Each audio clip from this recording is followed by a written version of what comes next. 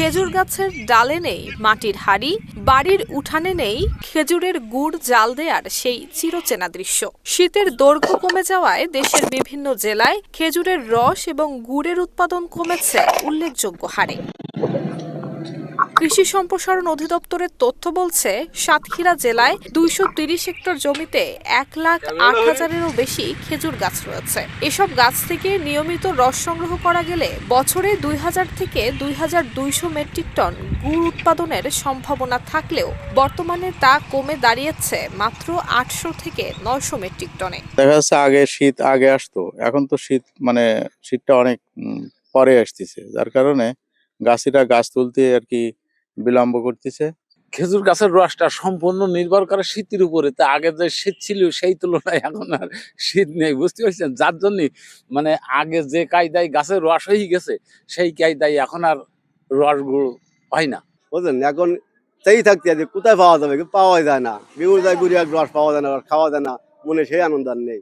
এই খেজুর গাছ আগে প্রচুর জন্মাইতো, এখন মানুষ প্রচুর পরিমাণে খেজুর গাছ কেটে ফেলছে, যার কারণে এই যে খেজুরের যে রসের যে চাহিদাটা এটা কিন্তু পর্যাপ্ত পরিমাণে হচ্ছে না এবং খেজুর গাছের পরিমাণটাও কমে গেছে। এবং আগের যে খেজুর রসের যে রসের পিঠা, এটা আমরা এখন আর তেমন একটা খেতে পারি না। কৃষি বিভাগের কর্মকর্তারা বলছেন, শীতের সময়কাল ছোট হয়ে যাওয়ায় গাছিরা সময় মতো গাছ কাটতে পারছেন না, এতে রস সংগ্রহ ব্যাহত হচ্ছে।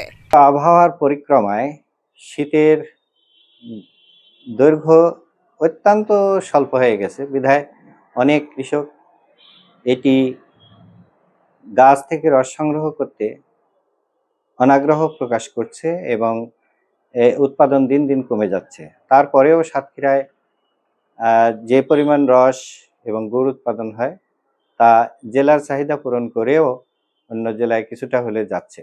এদিকে স্থানীয় গাছিরা বলছেন, আগে যেখানে ১৫ থেকে ১৬টি গাছে ১০ থেকে ১২ হাঁড়ি রস পাওয়া যেত, সেখানে মিলছে মাত্র ৩ থেকে ৪ হাঁড়ি। সানবিট সব দিবে সামাল।